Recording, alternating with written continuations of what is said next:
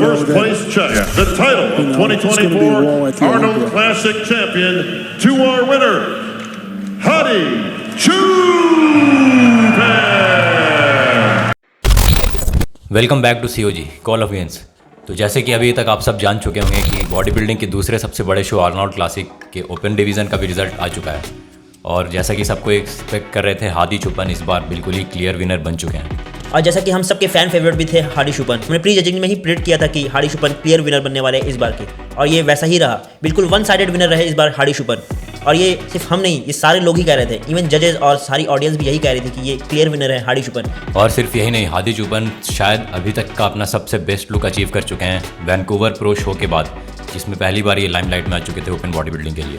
लेकिन इसके बारे में हम बात करेंगे बाद में। उसके पहले तारीफ जो बनती है, आर्नोल्ड क्लासिक ऑर्गेनाइजेशन ने इतना ज़्यादा अच्छा इस बार का शो करवाया है कि इसको देख के सिर्फ लोगों की फैन फॉलोइंग काफ़ी ज़्यादा बढ़ चुकी है। काफ़ी अच्छा रहा इस बार का आर्नोल्ड क्लासिक। और जैसा कि आप जानते हैं कि इस बार का आर्नोल्ड क्लासिक फ्री भी था, काफ़ी ज़्यादा अच्छी क्वालिटी भी थी, और जो लोग इसमें कम्पीट कर रहे थे वो काफ़ी ज़्यादा अच्छे थे, काफ़ी ज़्यादा पिक थे। इसी शो में इतनी ज़्यादा हाइप बनाने के बाद अब आर्नोल्ड क्लासिक ने बॉडी बिल्डिंग में अपने शो के इस लेवल को और भी ज़्यादा बढ़ा दिया है आने वाले टाइम में। आर्नोल्ड ने अनाउंस किया है कि अब अगले साल से ओपन बॉडी बिल्डिंग में विनर को $500,000 मिलने वाला है, जो कि ओलंपिया से भी ज़्यादा होगा। ओलंपिया में जैसे कि अभी तक आपको पता होगा कि सिर्फ $400,000 प्राइज मनी मिलती है विनर को, उससे बिल्कुल $100,000 का increment. This year, the winning prize is $300,000 for the winning. But next year, as you know, the winning prize for the Olympia is $400,000, and I don't feel obliged anymore with the rules. So we're going to go up to $500,000 for the winner next year for the Arnold Classic. तो ये बिल्कुल ही बार को race कर दिया Arnold ने। अब देखने के लायक होगा कि ओलंपिया इसके रिस्पॉन्स में कैचअप करता है या नहीं, और अपने विनर्स को ज़्यादा प्राइज मनी कितना प्रोवाइड करता है। क्योंकि जैसा कि हम सब जानते हैं, ओलंपिया सबसे बड़ा बॉडी बिल्डिंग कंपटीशन है, लेकिन उसके बावजूद भी अगर कोई अगेंस्ट कंपटीशन उससे ज़्यादा प्राइस मनी देने लगे, और प्राइस मनी ही बेसिकली डिपेंड करती है सारे एथलीट के ऊपर, वो कितने लोग उसमें आएंगे और कौन कौन उस पर कम्पीट करेंगे, क्योंकि एंड ऑफ द डे पैसा ही मैटर करता है। इतना ज़्यादा अच्छा डिसीजन लिया इस बार आर्नोल्ड ने, तो ओलंपिया वाले बिल्कुल ही समझ चुके होंगे कि अब उनको कंपटीशन सिर्फ कंपटीटर्स ही नहीं करेंगे, उनको खुद भी किसी ऑर्गेनाइजेशन के साथ कंपटीशन करना पड़ेगा, वो है आर्नोल्ड क्लासिक। तो वो अगर बराबर भी कर देंगे तो ये काम चलने वाले में से नहीं है, अगर जब तक वो 600-700 तक ना ले जाएं बातों को, क्योंकि आपको फिर अगली बार से ऐसा देखने को मिलेगा कि ओलंपिया के बड़े बड़े कॉम्पिटिटर्स आर्नोल्ड में खेलने लगेंगे सिर्फ प्राइस मनी की वजह से। और ये ताजुब की बात नहीं होगी अगर अगले साल हमें $1 मिलियन भी प्राइज मनी देखने को मिल जाए। आइए हम बात कर लेते हैं टॉप 5 के कौन से रिजल्ट रहे। तो स्टार्ट करते हैं नंबर 5 से। तो नंबर 5 पर थे जेम्स हॉलिंगशेड, यूके के काफ़ी फेमस बॉडी बिल्डर जेम्स हॉलिंगशेड, जो एक कमबैक कर रहे थे एक लंबे ऑफ सीजन के बाद, और इन्होंने अच्छा पैकेज प्रेजेंट किया था इस बार स्टेज पर और टॉप 5 क्रैक कर लिया। ये भी एक अच्छी अचीवमेंट है इनके लिए। ये काफ़ी ज़्यादा फुल दिख रहे थे इस बार स्टेज पर, जैसा कि पिछली बार ऐसा नहीं हो पा रहा था, ये अपनी फुलनेस मिस कर देते थे, लेकिन इस बार काफ़ी फुल दिखे। लेकिन कंपटीशन का लाइनअप इतना ज़्यादा इस बार स्ट्रॉन्ग था कि ये टॉप 5 ही क्रैक कर पाए और ऊपर नहीं प्लेस कर पाए, क्योंकि बाकी बड़े नाम जो थे वो ओलंपिया में भी टॉप 3 के अंदर रहने वाले हैं। और जेम्स हॉलिंगशेड इस बार के प्रोग्रेस को देखकर यही लगता है कि अगली बार ओलंपिया में अगर ये कम्पीट कर भी पाते हैं किसी शो को क्वालिफाई करके, तो ये और ज़्यादा इंप्रूव ही करने वाले हैं, क्योंकि इनकी अभी रिसेंट ट्रेनिंग वीडियोस भी ब्रांच वॉरेन के साथ देखने को मिली थी, जिसमें ये अलग लेवल पर जाते हुए दिख रहे हैं। और नंबर 4 पे थे जोनाथन डेलारोसा। ये बिल्कुल ही अनएक्सपेक्टेड नाम एक आ गया और टॉप 5 को क्रैक करके उसके आगे बढ़ गया।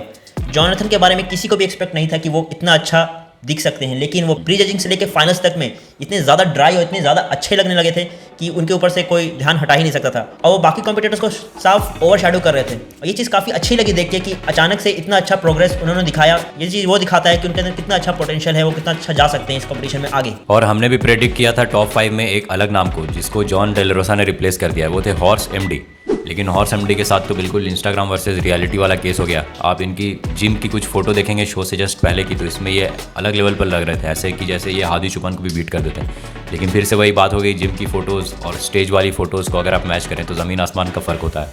और इनके कोच मिलोस सारसेव को भी सोचना पड़ेगा कि अपने एथलीट्स के साथ क्या कर रहे थे, क्योंकि इनके काफ़ी ज़्यादा एथलीट्स इस बार स्टेज पर बिल्कुल वास्ट आउट दिख रहे थे, जैसे कि सैमसन भी इनके ही अंडर थे, और सबसे बड़ा नाम हॉर्स एमडी, ये तो बिल्कुल ही इस बार टॉप 5 के बाहर थे, यहाँ तक कि ये इनका शायद अभी तक का सबसे ख़राब पैकेज था। और थर्ड नंबर पे आए थे, जैसा कि हमने प्रेडिक्ट भी किया था, राफेल ब्रांडो इस बार काफ़ी अच्छे लग रहे थे इस बार स्टेज पर।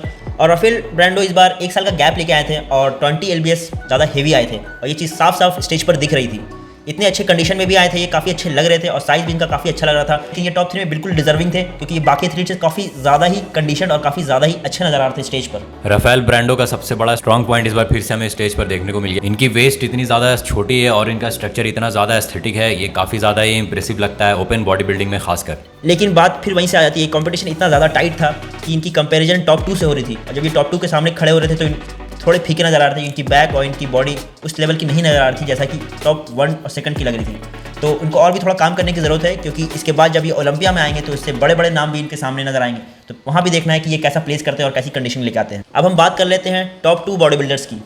तो सेकंड नंबर पे आए थे सैमसन दौड़ा।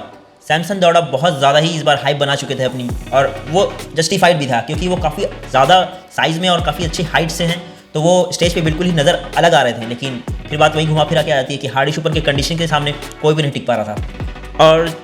और इनकी पिक्स जैसे कि इन्होंने सोशल मीडिया पे शेयर की थी उसमें तो काफ़ी ज़्यादा कंडीशन और अच्छे लग रहे थे और ड्राई भी लग रहे थे। लेकिन फिर स्टेज पे आने के बाद ये जैसे हमेशा इनको क्रिटिसाइज़ किया था जिस चीज़ के लिए कि ये ब्लोटेड नज़र आ रहे थे, और ये चीज़ ज़्यादा विजिबल हो रही थी जब हार्डी शुपर के साथ ये खड़े हुए थे, तो ये कुछ ज़्यादा ही विजिबल हो गया था क्योंकि बिल्कुल ही वॉश्ड आउट टाइप लग रहे थे और ये काफ़ी ब्लोटेड लग रहे थे। क्लैरिटी जितनी हार्डी शुपर और जितनी फाइबर्स हार्डी शुपर दिखा रहे थे उससे ये 0.5% भी नज़र नहीं आ रहे थे उनके सामने कहीं टिकने के लिए। सैमसन का फिर भी अभी भी सबसे ज़्यादा स्ट्रॉन्ग पॉइंट है वो है इनका स्ट्रक्चर के मामले में ये अभी भी हार्डी शुपर को बीट कर देते हैं। लेकिन अगर इतना अच्छा स्ट्रक्चर और साइज़ होने के बाद भी अगर कंडीशनिंग नहीं होती है तो कितना ज़्यादा इम्पैक्ट कर सकती है आपकी प्लेसिंग को, ये पता चल जाता है इस शो में हार्डी शुपर के अगेंस्ट।